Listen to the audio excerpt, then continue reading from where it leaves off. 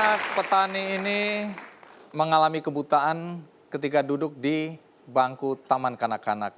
Tetapi tekadnya pantang surut. Lalu apa yang dia lakukan sekarang?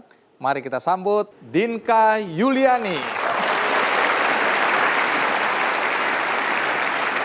Ya, Dinka diantarkan oleh kakandanya, kakak kandungnya Mas Suwardi. Terima kasih Dinka sudah mau datang ke acara Kikendi. Terima kasih banyak.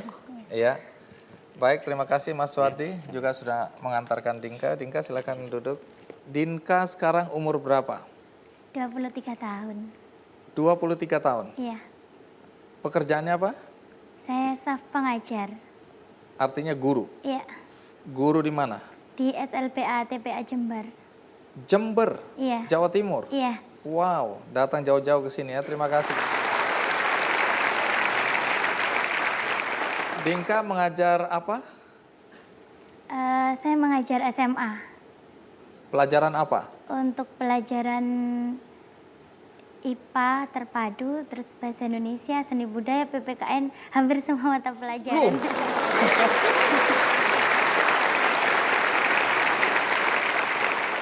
Pak Untung ngajarnya banyak. Dinka ngajarnya banyak. Biar bulanannya juga banyak. Aduh, bukan saya yang ngomong ya Dinka ya. Dinka sudah berapa lama mengajar? Saya mulai tahun 2011. 2011, artinya sudah mendekati 4 tahun ini ya? Iya, insya Allah. Ya, tentu kita semua ingin tahu cerita tentang seorang Dinka yang katanya menjadi tunanetra pada saat duduk di bangku TK dan kemudian saat ini mengajar. Tapi sebelum kita lanjutkan, mari kita lihat liputan berikut ini. Kesedihan hari ini bisa saja jadi bahagia esok hari. Menjalani hidup dengan keterbatasan bukanlah hambatan bagi perempuan yang satu ini. Tak selalu seperti apa yang Dinka Yuliani atau akrab disapa Dinka merupakan guru honorer yang mengajar berbagai mata pelajaran untuk anak-anak penyandang disabilitas di Yayasan Taman Pendidikan dan Asuhan di Jember, Jawa Timur. Dinka sendiri adalah guru yang juga memiliki keterbatasan dalam hal penglihatan. membuatku bertahan hidup yang ku jalani. Walau tak dapat melihat, gadis berusia 23 tahun ini terus menjalani aktivitasnya dengan penuh semangat. Itu sebabnya kehadiran Dinka selalu dinantikan oleh tenaga pengajar serta anak-anak didiknya.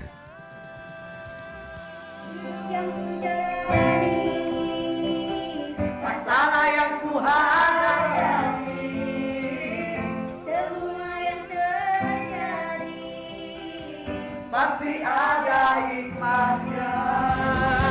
Kan terus berjuang. Menjadi guru adalah cita-cita Dinka sejak ia masih belia. Saat ini pun, ia masih tercatat sebagai mahasiswa tingkat akhir. Di tengah keterbatasannya, Dinka juga pernah merasa down. Di tengah keterbatasannya, Dinka juga pernah merasa down. Namun Dinka beruntung karena memiliki keluarga, sahabat, dan rekan kerja yang selalu mendukung dirinya. Menurut saya enggak ya, soalnya Dinka kadang selalu mandiri dan merasa tidak ingin merepotkan teman-temannya meskipun kami berusaha untuk membantu gitu. Tekadnya kuat kok.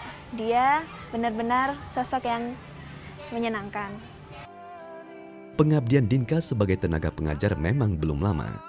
Sebagai guru honorer, gaji yang ia peroleh pun jauh dari kata cukup. Tetapi hal itu tidak menyurutkan semangat Dinka dalam mengajar. Karena baginya, mengajar adalah sebuah kebahagiaan. Ia pun yakin, di tengah keterbatasannya selalu ada jalan bagi dirinya untuk terus memberikan yang terbaik bagi orang-orang di sekitarnya.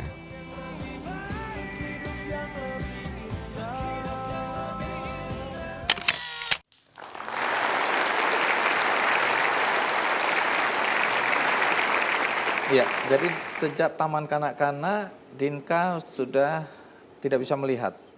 Iya, Menurut ya, tapi dulu awalnya masih bisa kalau hanya melihat warna, Melihat uang juga bisa. Perempuan di mana-mana sama saja. Kalau uang aja jeli. Ya, lepas dari Dinka bercanda ya. Ini artinya Dinka udah menerima kenyataan hidup seperti ini. Tapi banyak juga orang yang belum siap. Nah, ketika Dinka tidak bisa melihat, apa kata dokter waktu itu? Apa penyebab Dinka tidak bisa melihat?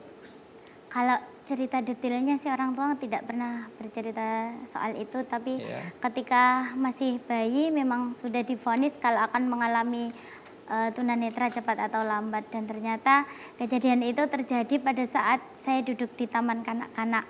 Awal-awalnya saya masih bisa melihat dengan tulisan yang agak besar gitu, tapi lambat hari penglihatan saya semakin berkurang. Kalau sekarang kondisinya seperti apa?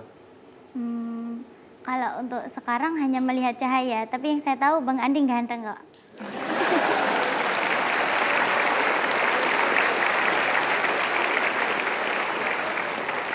Jarang ada yang muji saya ini. Terima kasih Dinka, dan ini sangat berarti bagi saya yang kepercayaan dirinya sejak botak ini banyak yang tidak memuji saya ini. Terima kasih Dinka untuk pujiannya ya. Dan saya yakin itu tulus ya Dinka. Tidak ada udang di balik batu itu ya. Baik, setelah Dinka tidak bisa melihat, apakah Dinka melanjutkan sekolah di sekolah umum atau sekolah luar biasa? Setelah dari TK, saya sempat terhenti untuk tidak sekolah selama kurang lebih 2 tahun. Karena? Karena saya malu diajak sama teman-teman. Jadi akhirnya saya memilih untuk tidak sekolah. Tapi selama 2 tahun itu akhir-akhir saya merasa jenuh. Akhirnya saya minta ibu untuk segera menyekolahkan saya gitu. Masuk ke mana? Waktu itu masuk di sekolah luar biasa. Oh, SLB ya? Iya. Nah, seterusnya masuk di SLB waktu melanjutkan ke SD, SMP? Hanya waktu ketika SD saja, karena saya harus mengenal teknik orientasi mobilitas dan juga menulis dengan huruf braille. Jadi masuk, terus sesudah itu SMP masuk sekolah umum? Masuk di sekolah umum. Bisa ngikutin itu? Insya Allah iya. Apa tantangan terbesar yang Dinka alami ketika SMP umum atau sekolah di SMP umum?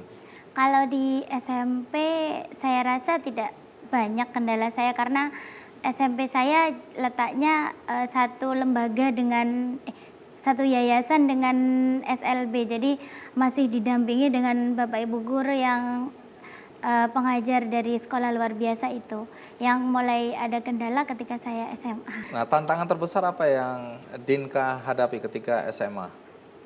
Mungkin tantangan terbesarnya ya ketika ada mata pelajaran tertentu yang mungkin itu bersifat visual, saya harus lebih ekstra untuk menemui guru mata pelajaran sehingga saya mendapat materi sebagaimana yang didapatkan oleh teman-teman saya. Ini kan sekolah umum, bagaimana waktu ujian?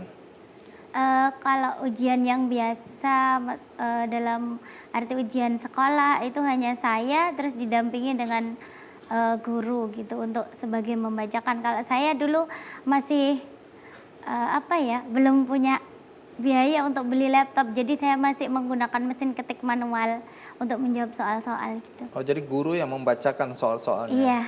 Oh, waktu itu belum ada laptop yang bisa bicara itu ya? Iya. Oh, sudah ada sih, tapi Belum yang mampu mau beli nggak ada Mas. Oh iya.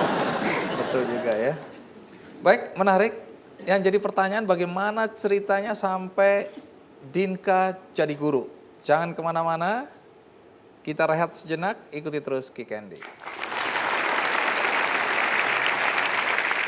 Saya selalu ingin tahu, apakah Dinka pernah menyesal dilahirkan atau dalam kondisi seperti sekarang, tunanetra? Belum saya jawab, saya tanya dulu. Kalau saya menyesal, apakah penglihatan saya bisa menjadi sembuh?